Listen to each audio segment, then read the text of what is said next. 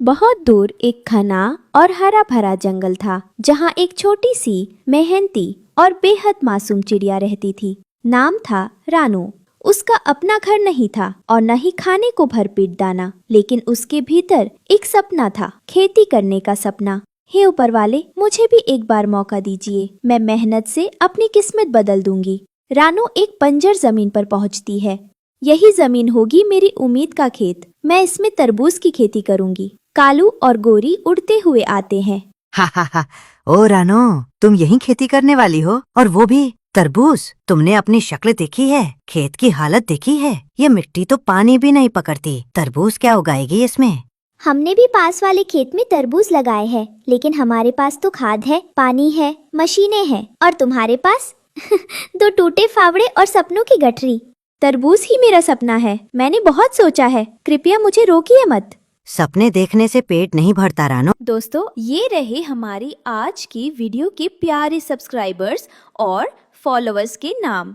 नेहा मिश्रा, इशरत, रेनू प्रजापति, जसबीर कौर, मोहन, मुमताज मिर्जा। और जो नहीं चुने गए, चिंता मत करो, अगली बार तुम भी बन सकते हो जंगल के सुपरस्टार। दोस्तों, अगर आप भी चाहते हैं मैं आपका नाम अपनी कहानी में लूं, तो देर किस बात की, जल्दी। तुम चाहे जितनी मेहनत कर लो, तुम हमारे जैसे बड़े किसान नहीं बन सकती। ये जंगल तुम्हें हमेशा गरीब रानो कहेगा।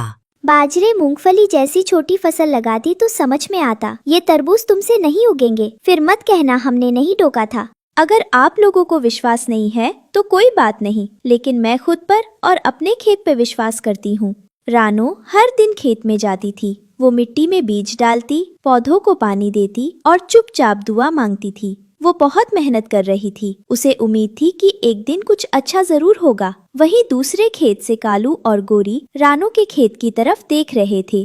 देखा कालू, रानो की फसल तो बड़ी तेजी से बढ़ रही है। कल तक तो वहाँ सिर्फ मिट्टी थी, और अब देखो हरियाली ही हरियाली। मुझे तो अपनी आँखों पे यकीन नहीं हो रहा। ये नहीं हो सकता। एक गरीब चिड़िया और हमसे बेहतर, वो तो बस भीख मांगने लाए थे, अब अचानक किसान बन गई। कोई चाल चलो कालू, जैसे तुम हमेशा सबको फंसाते हो। हाँ, मैं कुछ सोच रहा हूँ। कल रात जब सब सो रहे होंगे, हम उसके खेत में क्या? उसके तरबूज के पौधों को नुकसान पहुंचा देंगे, उसकी मेहनत को मिट्टी में मिला देंगे, और फिर देखना कैसे रानो रोएगी। वाह कालू, तुम तो कमाल हो। रानो को सबक सिखाना बहुत जरूरी है, ताकि कोई गरीब चिड़िया हमसे आगे जाने की हिम्मत ना करे। अगली रात कालू एक पोटली में कीड़े भरकर रानो के तरबूज के खेत में छोड़ता है और आसपास देखता है कि कोई देख तो नहीं रहा। अब देखती जा रानो, तेरे मीठे तरबूज कैसे सड़ते हैं। तेरा सारा खेत बर्बाद हो जाएगा, फिर तुझे पता चलेगा असली मालिक कौन है। कालू ने धीरे धीरे सारे कीड़े खेत में छोड़ दिए। वो कीड़े पत्तों पर चढ़ने लगे, तरबूज के बेलों को काटने लगे। चुपचाप बिना आवाज किए वो रानो की मेहनत को चबाने लगे। अब सुबह रानो के आंसू देखूंगा, ये मजा ही कुछ और होगा। सवेरे जब रानो खेत पहुंची तो उसकी आंखें भर आई। पौधों के पत्ते मुरझा चुके थे, फल सड़ चुके थे, सपना जैसे टूट गया हो।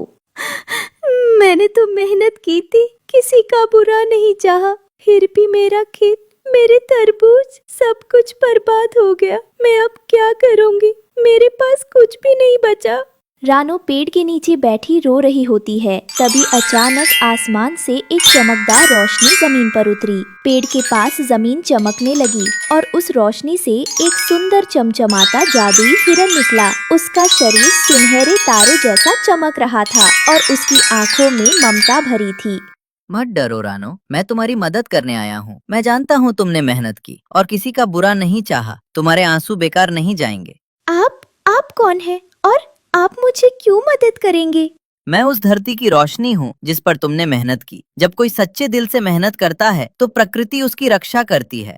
हिरन अपनी सींग से जमीन पर छूता है और खेत हरा भरा हो जाता है। उसमें दर्जनों बड़े रसदार तरबूज उग जाते हैं। तुम्हारे खेत को अब कोई नुकसान नहीं पहुंचा सकता। और ये लो एक उपहार। पीछे खेत में एक सुंदर सा तरबूज का घर प्रकट होता है। ये मेरा घर है? सच में? तरबूज का घर। हाँ रानो, ये तुम्हारे प्यार और सच्चाई का फल है। अब कोई तुम्हें खेत से नहीं निकालेगा, ना तुम्हारा घर छीनेगा। इसमें तुम सर्दी गर्मी से सुरक्षित रहोगी और यहाँ तुम अपने अंडों को भी सेफ रख पाओगे। अगले दिन जब जंगल वाले रानो की फसल और घर देखते हैं तो हर कोई चौंक गया। ये कैसे हो गया? कल तो यहाँ कुछ भी नहीं था, सब कुछ तो सूखा पड़ा था। हाय राम, मैंने तो ऐसा खेत अपने जीवन में कभी नहीं देखा। देखो, वो देखो, तरबूज रसदार कैसे बूंदे टपक रही हैं रस की। और ये घर, तरबूज का घर, पहली बार देखा है ऐसा मकान। वो देखो, खिड़कियाँ कितनी प्यारी लग रही हैं।